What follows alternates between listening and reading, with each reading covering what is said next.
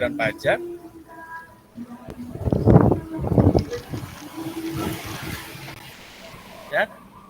ya yang harus dibayarkan,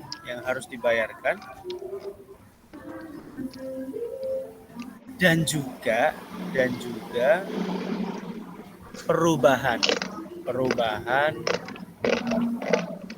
harga yang disebabkan adanya kebijakan pajak tersebut. Akibat adanya kebijakan pajak tersebut.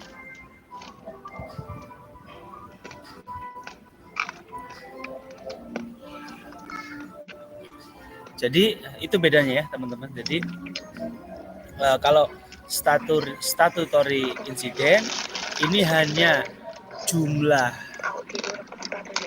pembayaran pajaknya saja,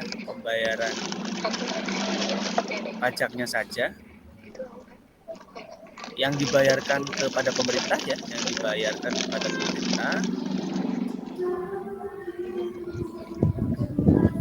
Tapi kalau economic incident ini tidak hanya jumlah pembayaran pajak yang dibayarkan kepada pemerintah, tetapi juga beban dari adanya perubahan harga. Jadi kalau misalnya ada suatu komoditi itu dikenain pajak, itu kan secara ekonomi nantinya harga dari komoditi itu akan naik akibat dari adanya pajak. Nah, beban ekonomi atau economic incidents itu adalah tidak hanya mengukur berapa jumlah pembayaran pajak yang seorang produsen itu bayarkan kepada pemerintah ya, tetapi juga mengukur kira-kira perubahan harga yang itu akan merugikan ya, baik si produsen maupun konsumen akibat dari adanya pemajakan tadi ya. Jadi ada dua hal ya, yaitu jumlah pembayaran pajak yang harus dibayarkan dan juga perubahan harga tadi ya, perubahan harga yang terjadi akibat adanya pajak. Nah, ini akan kita ilustrasikan menggunakan gambar ya. Nah, ini kalau kita misalnya breakdown ya, teman-teman, cara menghitung beban dari pajak yaitu begini. Ya, ini adalah consumer tax burden, beban yang diderita oleh seorang konsumen akibat adanya pajak ya yang dikenakan oleh pemerintah.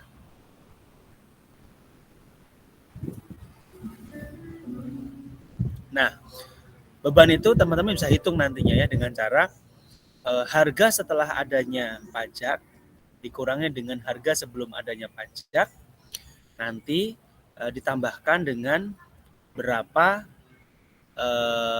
pajak per unit yang harus dibayarkan oleh konsumen. Ya, nanti totalnya Anda akan menemukan berapa total beban pajak yang diderita oleh konsumen ini. Jelas ya? Nanti kalau misalnya saya kasih soal berbentuk begini ya, teman-teman semoga bisa menjawab ya. Kira-kira misalnya jika diketahui misalnya harga setelah pajak ya, post tax price misalnya 5 ya, kemudian pre-tax price-nya misalnya adalah 3 ya. Lalu pajak per unitnya per unit yang harus dibayar oleh konsumen adalah 1 misalnya. Nah, berarti consumer tax burden-nya adalah 5 dikurangi 3 ditambah 1. Nah, berarti consumer tax burden-nya adalah senilai 3 ya. Bisa ya teman-teman yang hitungnya ya. Jadi nanti dari adanya pemajakan tadi, harga setelah pajak itu naik atau turun, berubah atau tidak, dibandingkan dengan harga sebelum pajak. Nah, baru setelah itu ditambahkan dengan berapa kewajiban pajak yang harus dibayarkan oleh seorang konsumen untuk setiap unit barang yang akan dikonsumsi atau barang yang dibeli.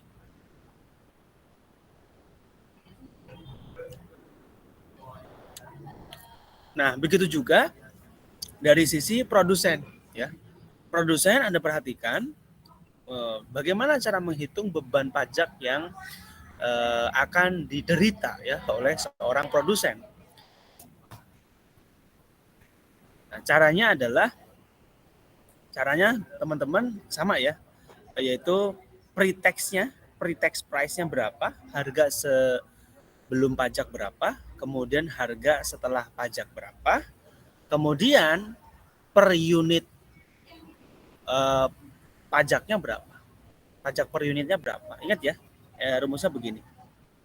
Jadi ini dibalik ya. Ini kalau konsumen begini, harga setelah pajak dikurangi harga sebelum pajak. Tapi kalau dari sisi produsen, maka Anda harus membalik ya, yaitu dengan cara membandingkan harga sebelum pajak dengan harga setelah pajak. Kemudian ditambah berapa pajak per unitnya. Ya, nanti Anda akan menemukan berapa beban yang diderita oleh seorang produsen akibat adanya kebijakan pajak terhadap suatu komoditas ya atau barang. Oke, kemudian ada istilah yang dinamakan tax wedge ya. Apa itu tax wedge ya? Tax wedge ini pada dasarnya adalah dia mengukur perbedaan ya antara apa yang konsumen bayar dan apa yang produsen terima. Nanti kita akan mulai pakai contoh ya. Contohnya menggunakan grafik ya. Dari adanya transaksi ya, dari transaksi yang terjadi. Jadi itu namanya tax wedge. Perbedaan antara nominal yang dibayar oleh konsumen ketika mereka membeli barang dengan nominal yang produsen terima saat mereka menjual barang. Itu namanya adalah tax wedge.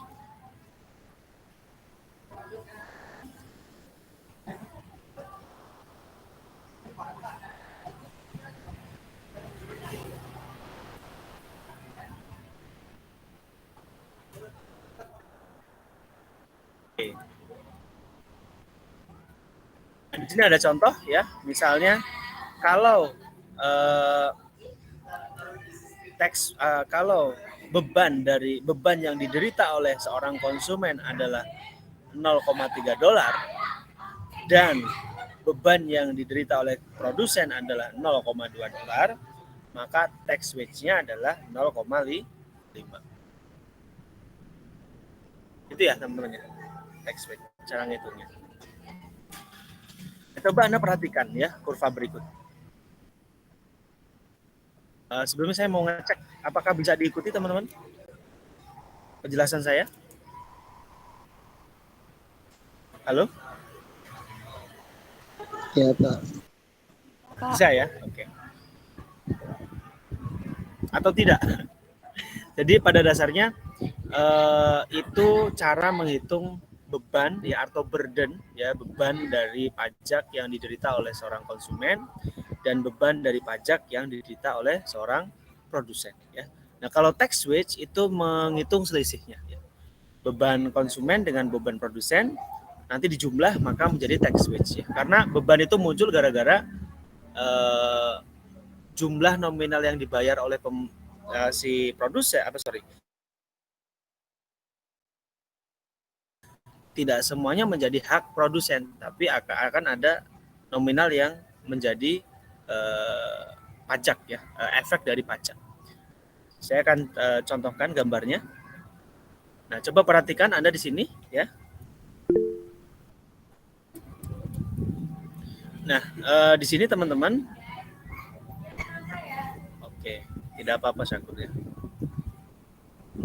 Oke, perhatikan di sini adalah keputusannya pada saat pemerintah memutuskan untuk memajaki di sini apa ya kasusnya ya, price per galon ya. Kayaknya ini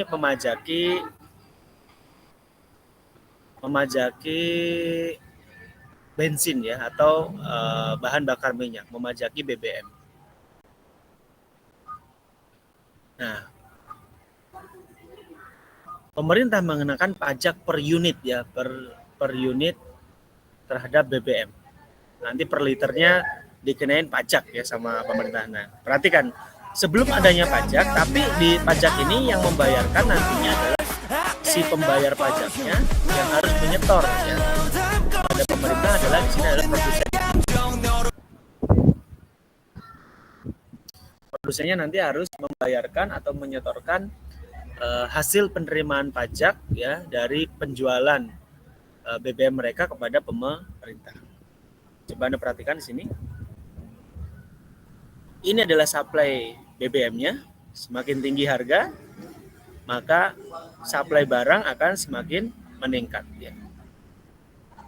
Kemudian ini adalah demand terhadap BBM. Semakin naik harga, maka demand yang BBM adalah semakin menurun ya. Ini hukum permintaan dan hukum penawaran ya. Kurvanya bentuknya normal ya begini ya. Supply positif ya, demand dia slope-nya negatif.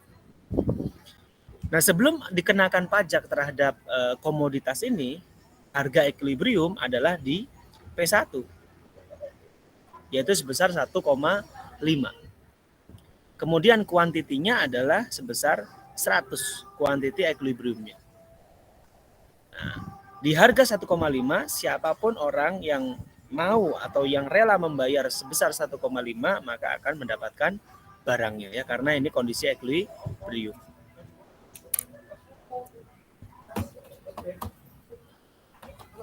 Nah, kira-kira apa yang terjadi jika pemerintah memajaki komoditas ini?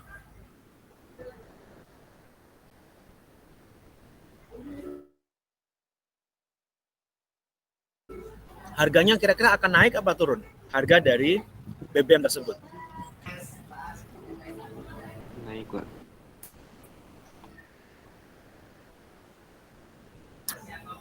Nah, akibatnya akan naik ya. Karena ketika pemerintah menaikkan pajak, maka marginal cost ya, maka marginal cost yang diderita, yang harus ditanggung oleh si produsen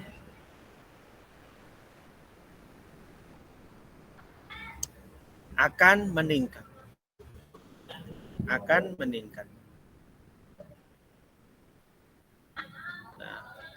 Nah, peningkatannya sebesar apa? Sebesar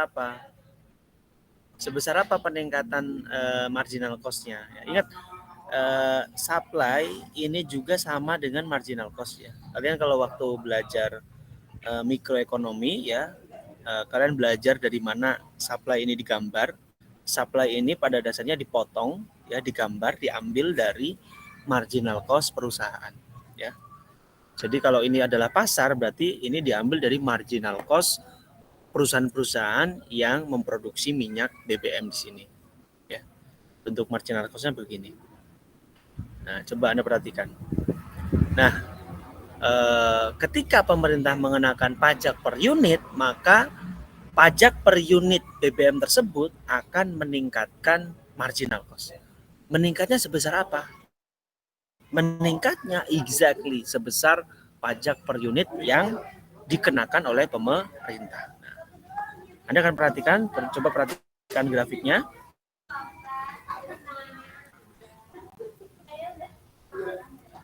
Ya, perhatikan grafiknya. Ini naiknya adalah misalnya pemerintah mengenakan pajak sebesar $0,5 per unit ya, per unit BBM. Nah, misalnya di sini unitnya pakai galon ya. Berarti per galon BBM. Jadi misalnya pemerintah mengenakan pajak per galonnya adalah $0,5. Maka yang terjadi, kurva supply yang merupakan representasi dari kurva marginal cost juga akan bergerak naik. Bergeraknya sebesar apa? Sebesar pajak per unit yang dikenakan oleh pemerintah, yaitu 0,5. Jadi ini akan naik sebesar 0,5. Nah, apakah benar Pak 0,5? Ya, Anda tinggal ukur aja ya, dari titik tadinya di sini, sekarang di sini. Ya. Ini setara dengan 0,5 ya, jaraknya. Jaraknya kalau diukur ini sama sini, ini 0,5. Ini juga sama 0,5. Jadi selisihnya naiknya adalah 0,5 sebesar pajak. Jadi kalau saya gambar ini ke sini, ya, misalnya tadinya slope-nya adalah katakanlah misalnya nolnya di sini ya, maka slope yang ini bukan slope ya, konstantanya ya. Konstantanya di sini adalah 0,5. Karena dia bergerak naiknya ya exactly sebesar pajak per unit yang ditetapkan oleh pemerintah. Oke, sampai sini bisa diikuti ya. Nah, akibat adanya kenaikan kurva supply ini, ya, menyebabkan apa yang terjadi? Ya, yang terjadi sekarang harganya tidak lagi 1,5. Tadinya harganya kan di sini. Sekarang harganya ada di equilibrium yang baru, yaitu sebesar apa? Sebesar 1,8. Ini adalah titik equilibrium yang baru. Tadinya kan di sini ya, tadinya di sini. Sekarang berpindah equilibriumnya yang baru adalah di sini. Berarti harganya sekarang 1,8. Ya. Nah, ingat, coba Anda pikir, Anda ibaratkan diri Anda menjadi seorang konsumen.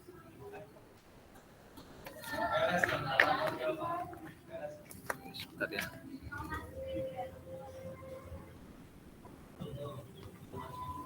Nah, Anda bayangkan diri Anda menjadi seorang konsumen.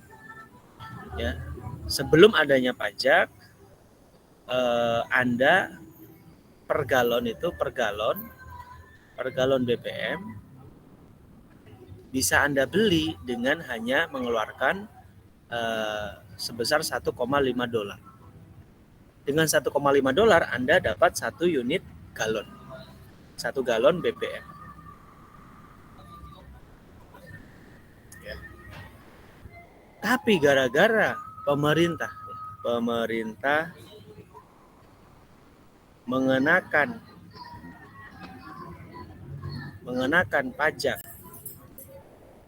sebesar $0,5 per unit per galon, harga sekarang tidak lagi $1,5, tetapi harganya sekarang menjadi 1,8. Ini pre-tax price.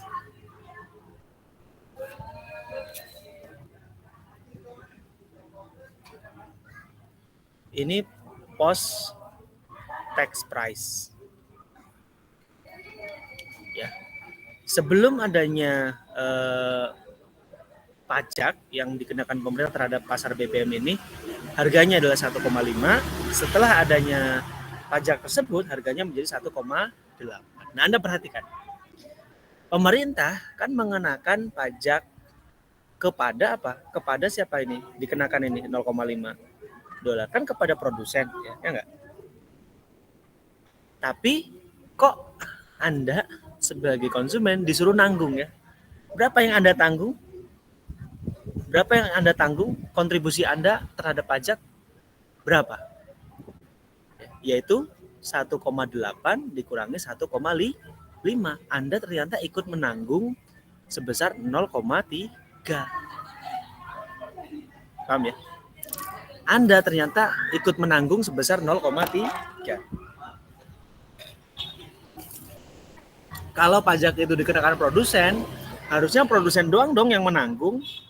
Kenapa saya harus menanggung sebagai konsumen? Nanggungnya dari 0,5, saya nanggung 0,3 loh.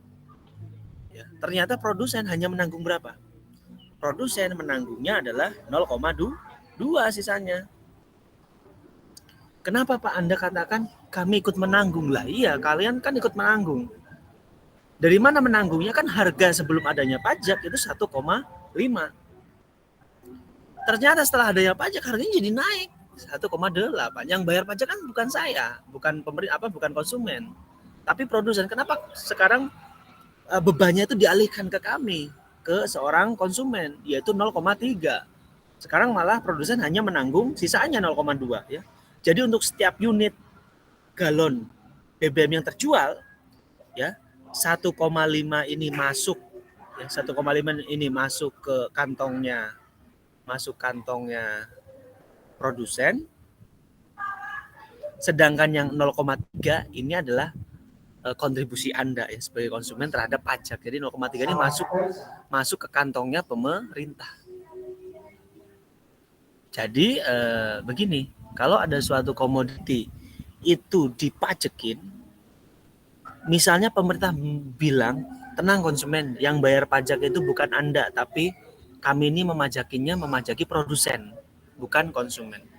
Nah, hukum pertama dari tax incident ya, kaidah yang pertama kan, kita kan dalam kuliah ini kan akan bicara 3 kaidah ya.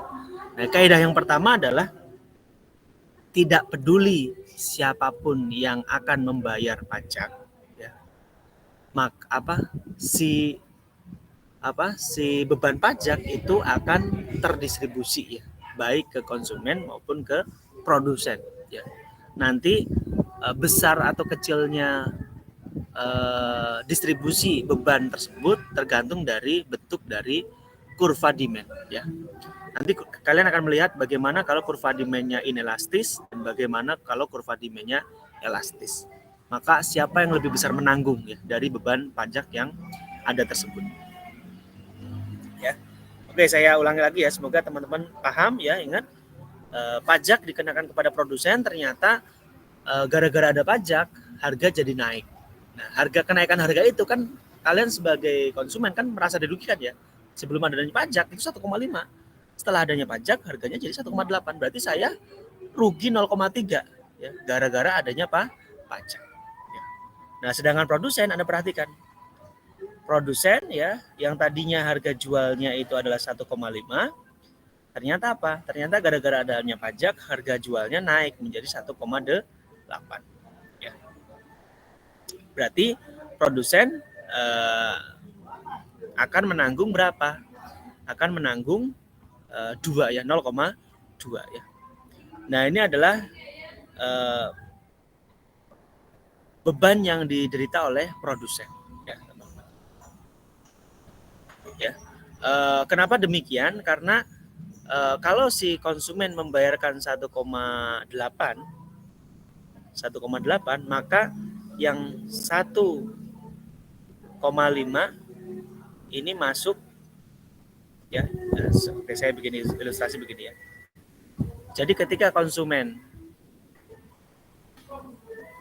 bayar 1,8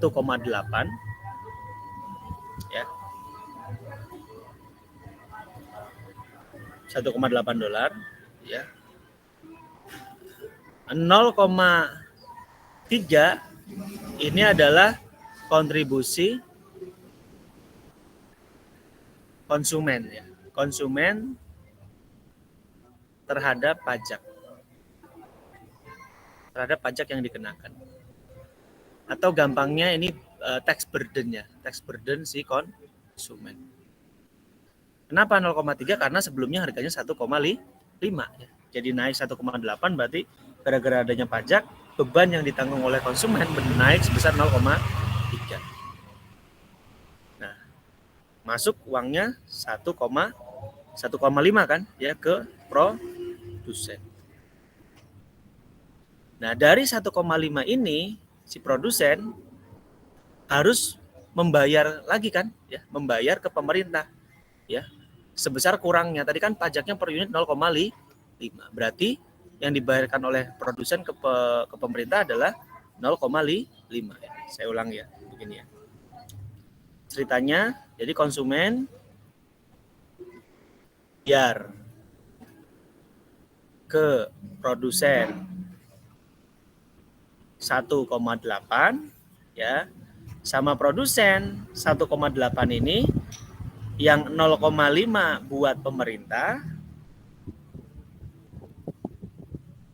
yang sisanya 1,3 buat dia, buat produsen.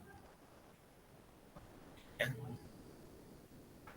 Jadi dari harga 1,8 produsen harus menyisihkan 0,5 ya untuk pemerintah, sedangkan sisanya berarti 1,3 itu adalah harga per unit barang yang dia jual. Jadi harga yang diterima oleh produsen adalah 1,3 ya. Walaupun konsumen membayarnya 1,8. Nah, ingat, berarti gimana? 0,5 ini ternyata dibagi bebannya ya. Beban konsumen ikut menanggung beban sebesar 0,3, sedangkan produsen ikut menanggung beban sebesar 0,2 ya. Jadi 0,2 berasal dari produsen, 0,3 berasal dari konsumen. Ini akan masuk ke kantong pemerintah. Paham ya teman-teman ya? Jadi dari adanya pengenaan pajak oleh pemerintah terhadap suatu komoditas ya, meskipun pemerintah di awal sudah memutuskan siapa yang akan membayar pajak tersebut ya, misalnya salah satu dari konsumen atau produsen, pada dasarnya tetap saja nantinya beban itu akan terdistribusi ya di antara konsumen dan produsen, tergantung dari bentuk kurvanya. Nah, ini kalau kurva ini kurva yang cukup elastis ya, sehingga bebannya konsumen menanggung lebih banyak ya daripada si produsen. Produsen hanya menanggung 0,2, sedangkan konsumen menanggung 0,3 dari total 0,5 yang harus dibayarkan kepada pemerintah. Pak, itu kan pajak ketika yang membayarkan kan produsen. Lalu gimana Pak ceritanya kalau pajak itu ternyata yang disuruh membayar adalah si konsumen? Nah, kita akan lihat kurvanya ya. Nah, ini adalah pasar yang sama ya.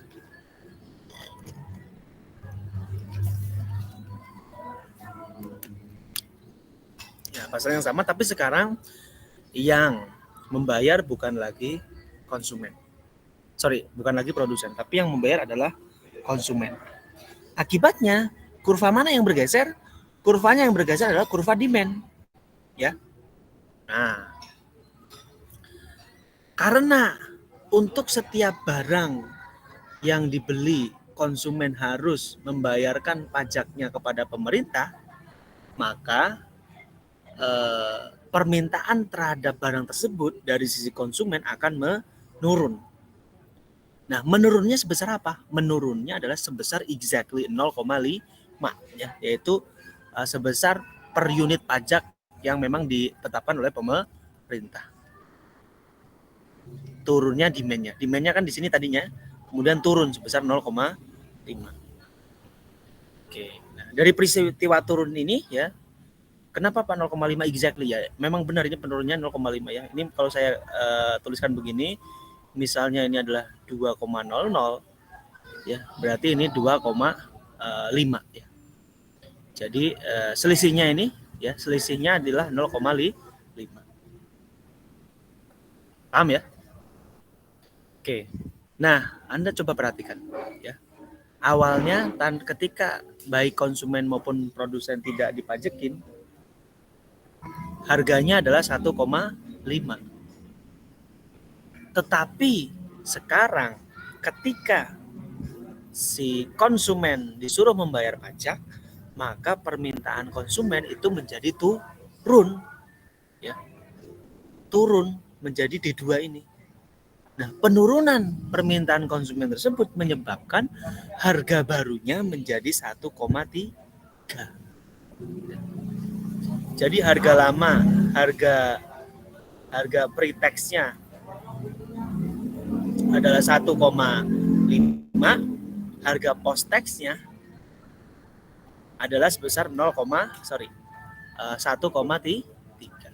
Kenapa Pak sekarang harga setelahnya malah turun?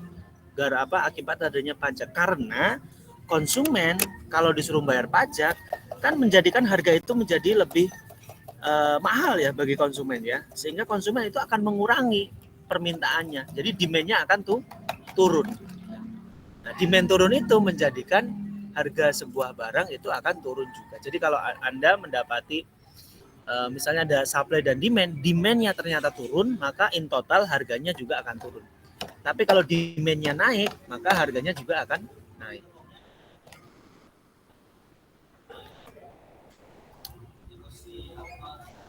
Oke, sekarang kita lanjutkan. Nah, jadi beban. Nah, kita nanti bicara beban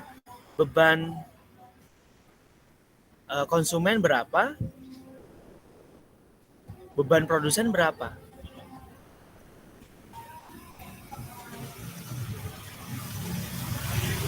Nah, di sini ya beban konsumen adalah sebesar 0,3.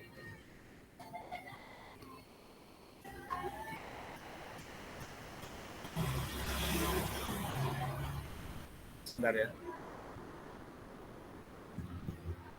Nah, beban si konsumen ini adalah sebesar 0,3, sedangkan beban produsen adalah 0,2. Beban konsumen 0,3, beban produsen adalah 0,2. Nah, 0,3 dari mana? 0,2 dari mana? Ya, kita akan telisik ya.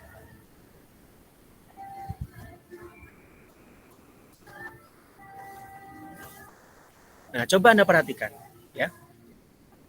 Dari akibat eh, pajak ya, demand turun ke sini ya. Harganya menjadi 1,3 harga barangnya.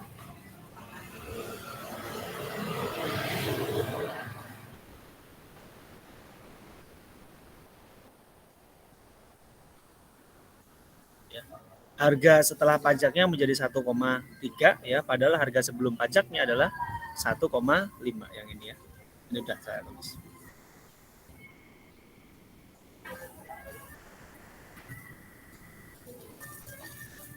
Nah, ketika area equilibriumnya adalah yang ini,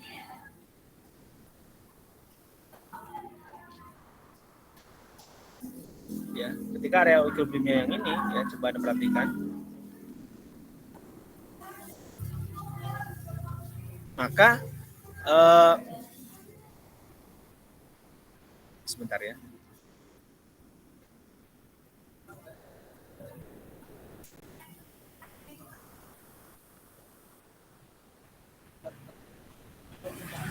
Maka beban ya yang dikontribusikan oleh seorang konsumen adalah sebesar 0,3. 0,3 dari mana? Ya, dari mana? Dan 0,2 dari mana?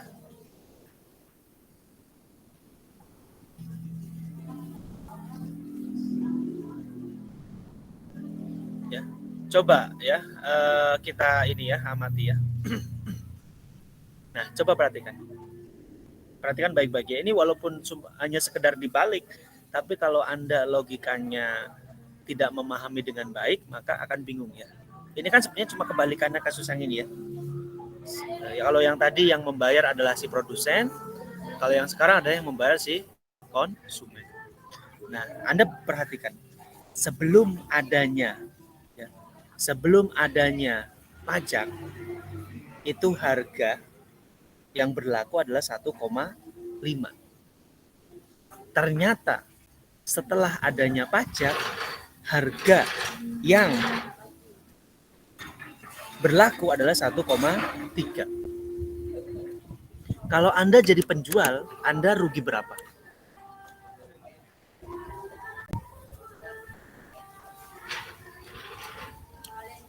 Anda rugi berapa? Anda rugi 0,2. Kenapa disebut rugi, Pak?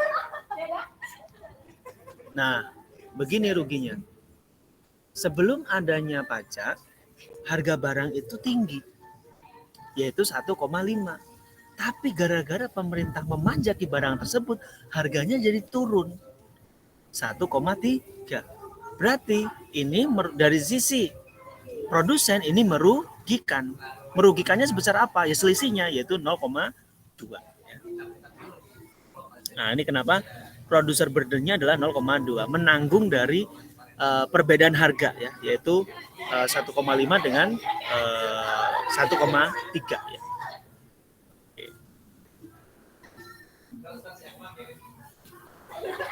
Kita lanjutkan. Nah, kemudian ya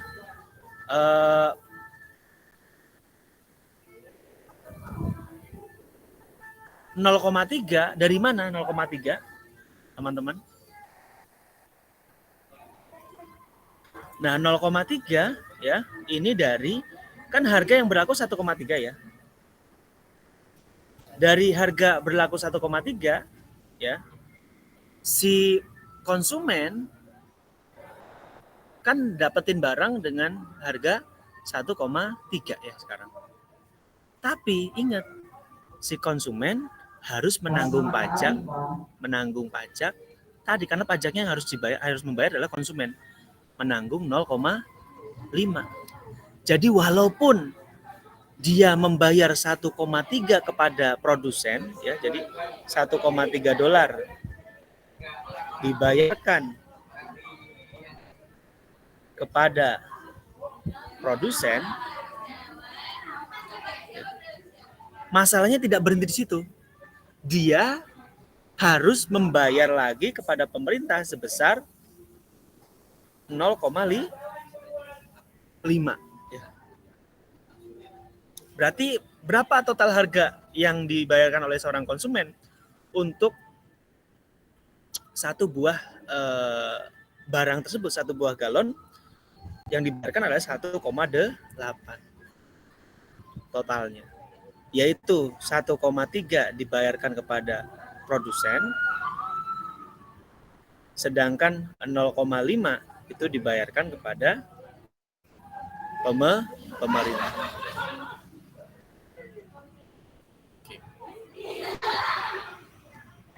Sampai sini paham ya teman-teman ya?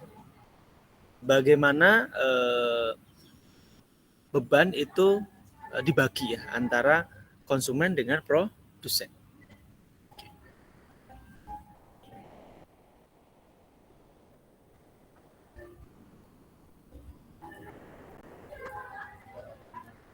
Nah, oke.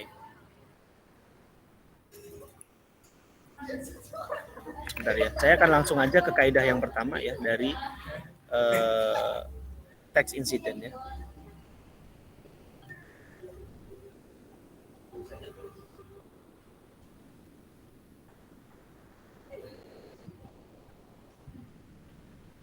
Ini masih terhubung nggak? Masih ya, sebentar.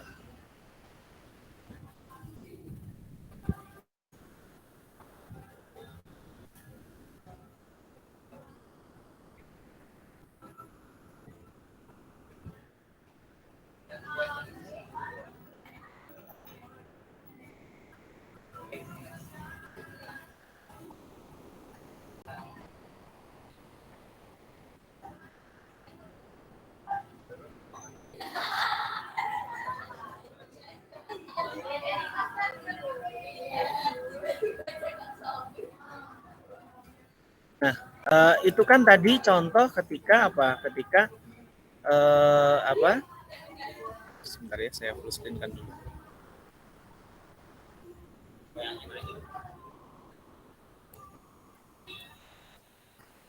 Nah, ini kan contoh ketika bebannya itu terbagi ya kepada konsumen maupun kepada produsen. Jadi ada juga kondisi-kondisi yang dimana bebannya akan seluruhnya ditanggung oleh konsumen dan seluruhnya ditanggung oleh produsen.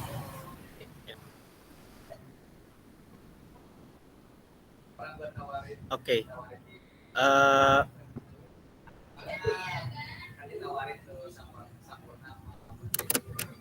Oke, sebentar ya.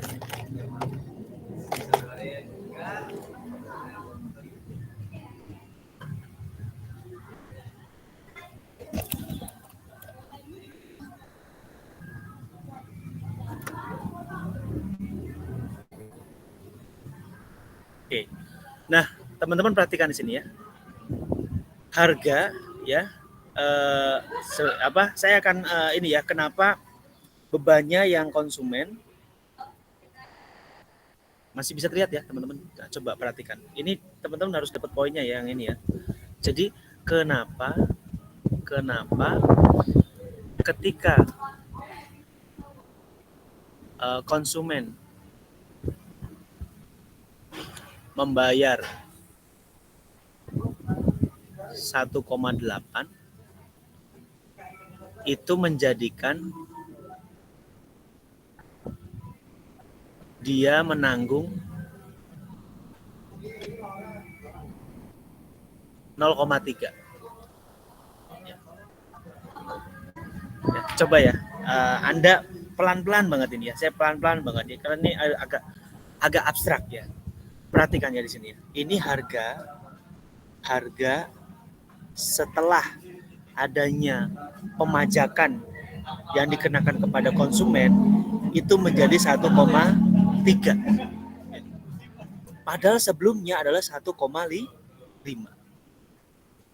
Teman-teman, kalau Anda menjadi seorang konsumen, harga sebelum pajak pre-tax adalah 1,5. Harga setelah pajak adalah 1,3. Saya tanya, Anda untung atau rugi? Beban Anda bertambah atau menurun akibat adanya pajak tersebut? Kalau Anda jadi konsumen, coba seseorang jawab. Menurun, Pak. Menurun, berarti Anda diuntungkan oleh 0,2, ya nggak? Ya, Anda diuntungkan oleh 0,2. Ya, oke, itu simpan dulu ya. Tetapi ternyata ya total karena Anda harus membayar. Jadi walaupun harga yang Anda bayar 1,3, ya, Anda harus membayar pajak per unit. Membayar pajak per unit kepada pemerintah.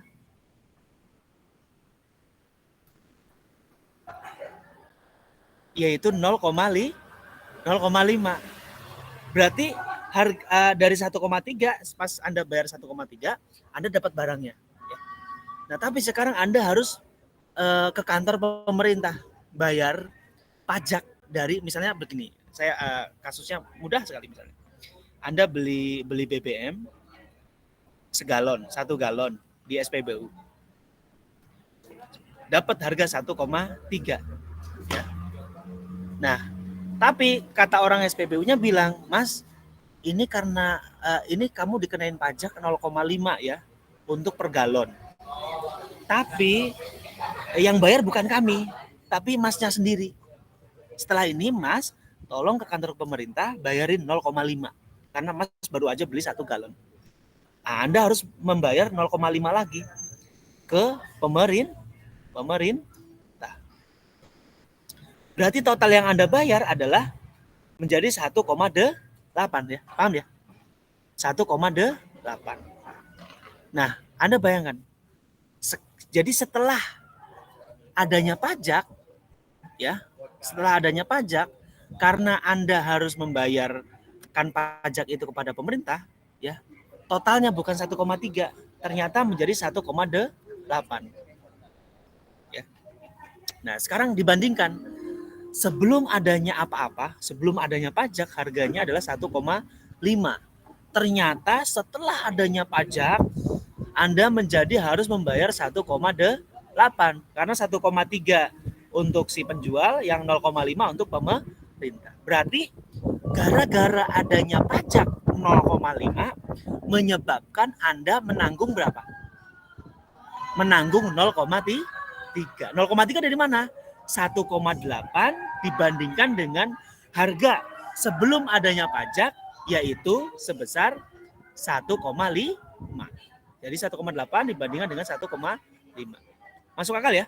Berarti beban yang Anda derita dari adanya pajak adalah menjadi 0,3.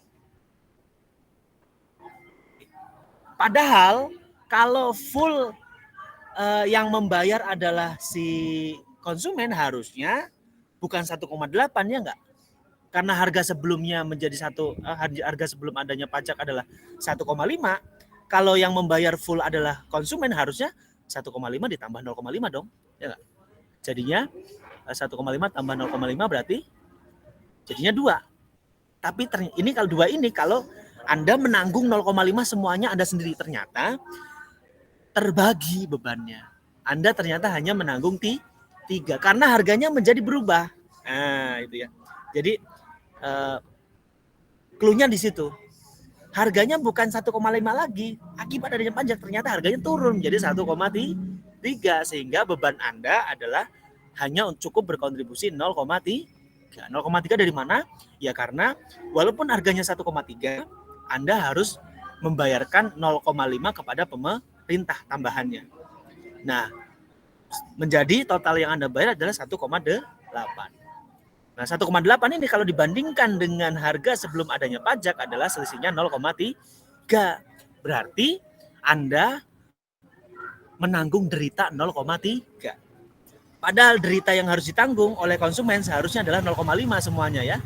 Ternyata enggak. Walaupun pemerintah bilang yang bayar konsumen, ternyata konsumen hanya kebagian sebesar 0,3. Yang 0,2 lari ke produsen. Nah, produsen ikut menanggung 0,2. Kenapa, Pak? Kan produsen nggak ikut bayar ke pemerintah, Pak. Karena harganya menjadi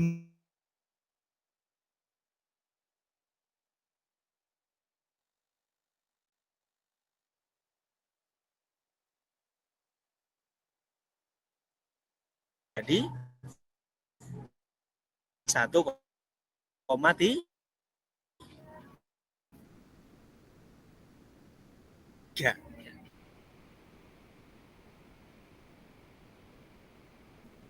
Nah, 1,3 ini berarti bagi dari sisi produsen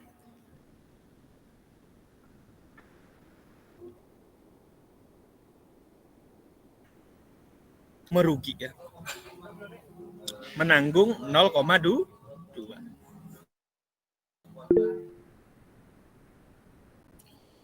Jadi dari 0,5 yang ditanggung oleh produsen adalah paham ya? Jadi untuk bisa membayangkan apa pajaknya bisa distribusi kepada konsumen dan produsen, Anda berpikir logikanya bagaimana ya? Logikanya seperti tadi. Jadi ingat harganya tadinya 1,5 kok jadi 1,3.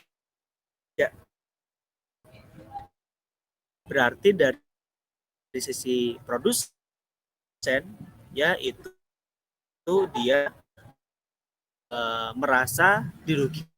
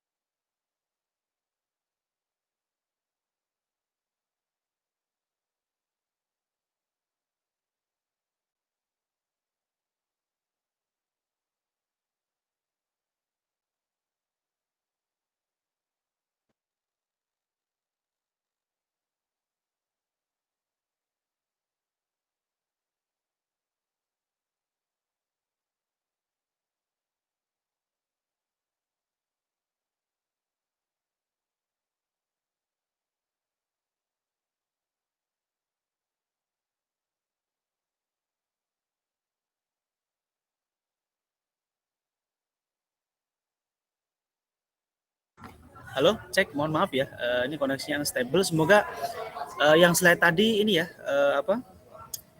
bisa teman-teman pahami ya. Oke, kita lanjutkan ya.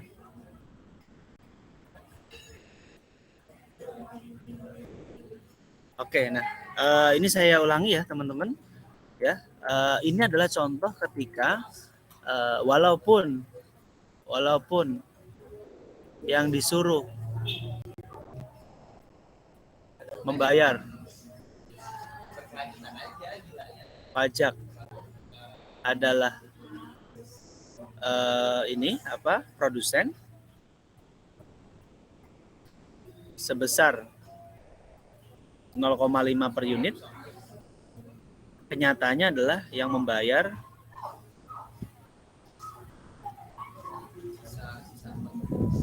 semuanya adalah konsumen.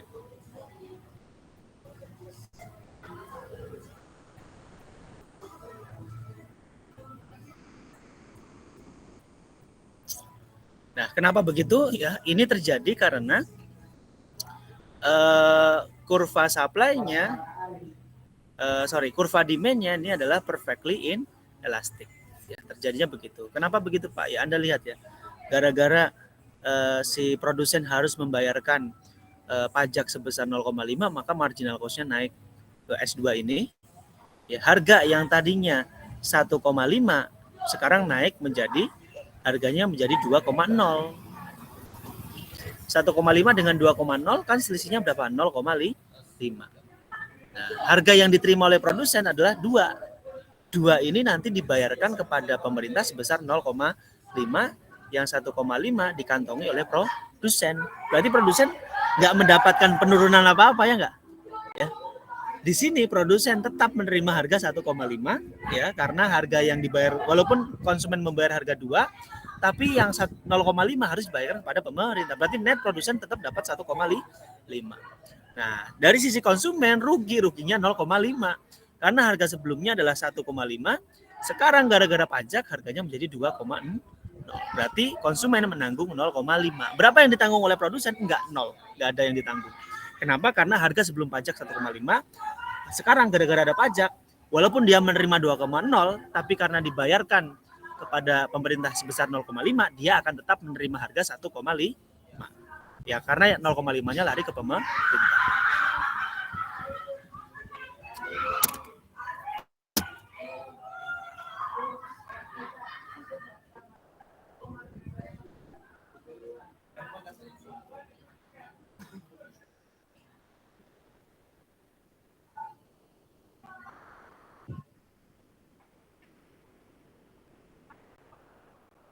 Oke.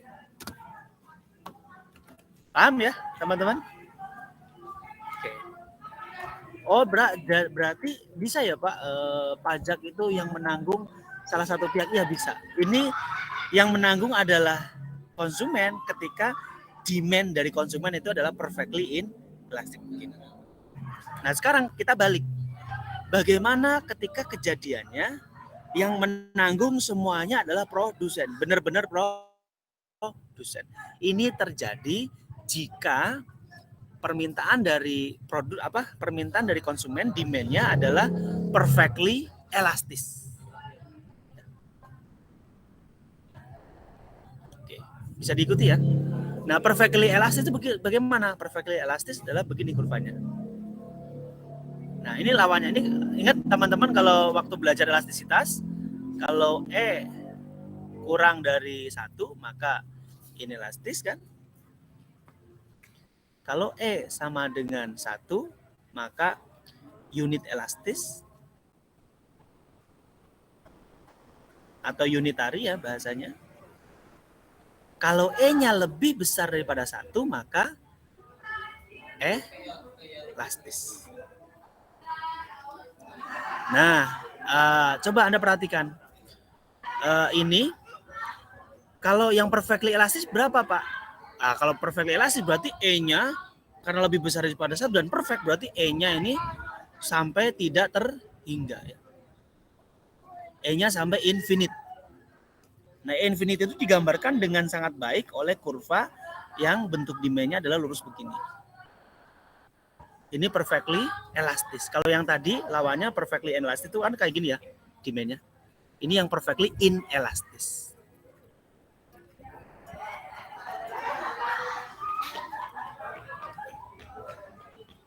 Nah, ya, jadi kebalik ya. Nah, kalau perfectly inelastis maksudnya adalah harga itu adalah 1,5 ya. Jadi selama harganya 1,5 maka demand-nya itu dia tidak terbatas. Demand-nya tidak terbatas ke sana terus. Karena perfectly elastis. Tapi kalau harganya naik sedikit saja ya atau turun sedikit saja ya, artinya harganya berubah sedikit saja, maka apa imbasnya secara matematik kalau kurvanya begini?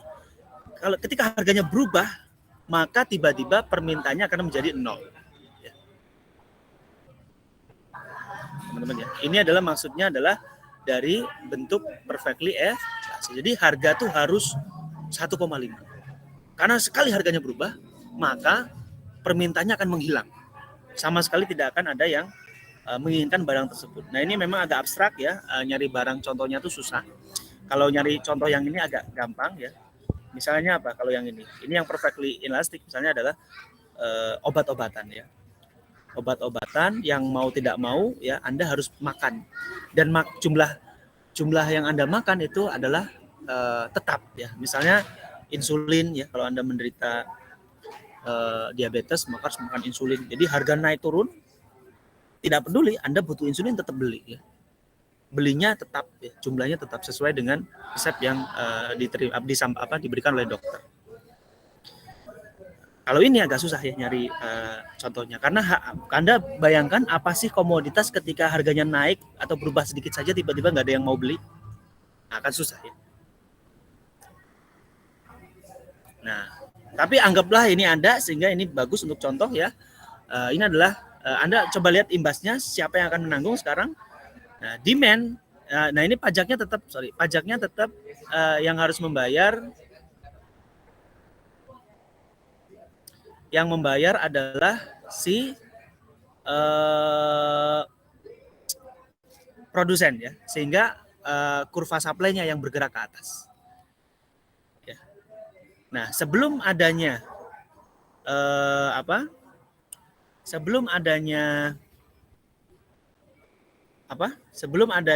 pajak, equilibrium di sini ya. Tapi setelah adanya pajak, equilibriumnya di mana? Iya, di sini. Sama-sama 1,5. Jadi walaupun sekarang ada pajak, harga tetap 1,5 karena kondisi equilibriumnya sama. Ya. Nah, karena harganya tidak berubah ya. Kenapa harga tidak berubah, Pak? Ya karena demand-nya itu perfectly elastis, lurus begini. Jadi walaupun kurva supply-nya sudah bergeser ke atas, tetap titik pertemuannya itu adalah di titik P1 ya. Jadi pre-tax price-nya 1,5, post-tax price-nya tetap 1,5. Sehingga apa? Sehingga harganya tetap.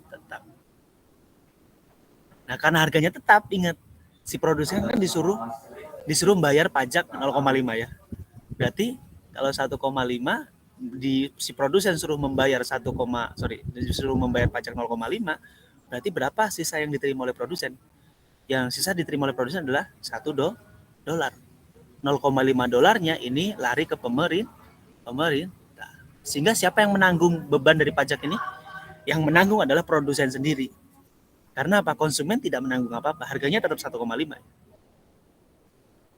Harga tetap, tapi walaupun harga tetap, produsen sekarang harus menyisihkan 0,5 kepada pemerintah. Berarti produsen walaupun menerima $1,5 per unitnya harus menyisihkan 0,5 kepada pemerintah. Sehingga harga bersih yang dia terima adalah $1. Nah, ini adalah kejadian ketika yang menanggung semuanya adalah produsen. Ya, gara-gara bentuk demand yang perfectly elastis. Jadi dari dua slide ini ada kondisi Kondisi yang pertama adalah kondisi bagaimanakah yang akan menyebabkan beban pajak itu terdistribusi semuanya kepada konsumen, yaitu kondisi ketika demand-nya adalah perfectly inelastis. Kemudian yang kedua, kondisi bagaimanakah ketika pajak itu seluruhnya terdistribusi kepada produsen, itu adalah kondisi ketika demand-nya bersifat perfectly elastis. Sampai sini semoga bisa dipahami ya.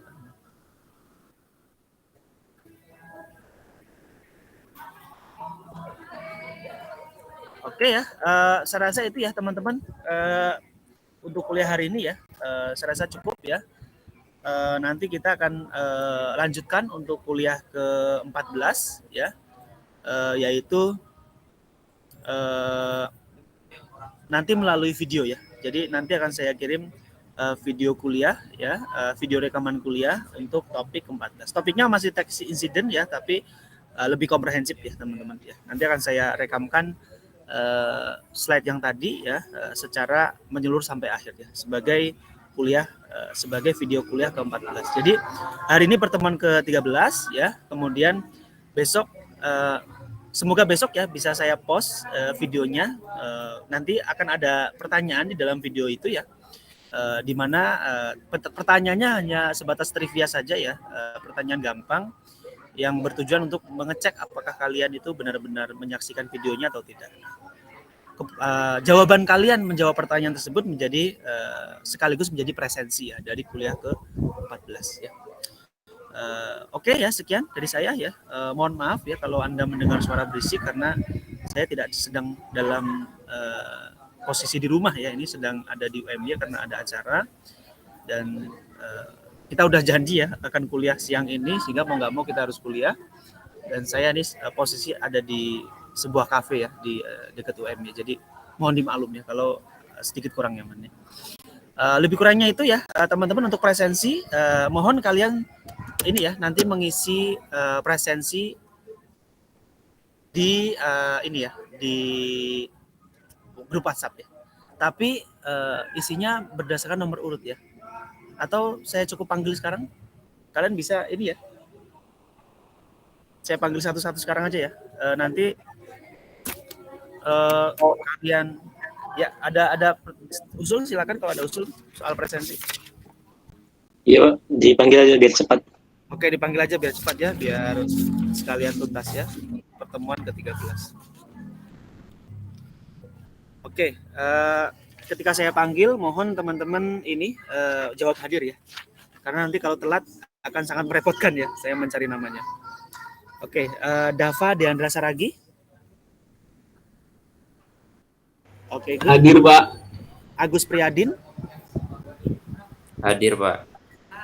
Nabila Intan Fairuza.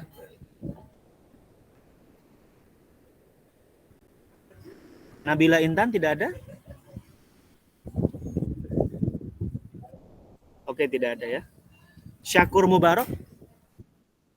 Oke. Hadir Pak. Ahmad Zulham Hamdan. Hadir Pak. Hafidun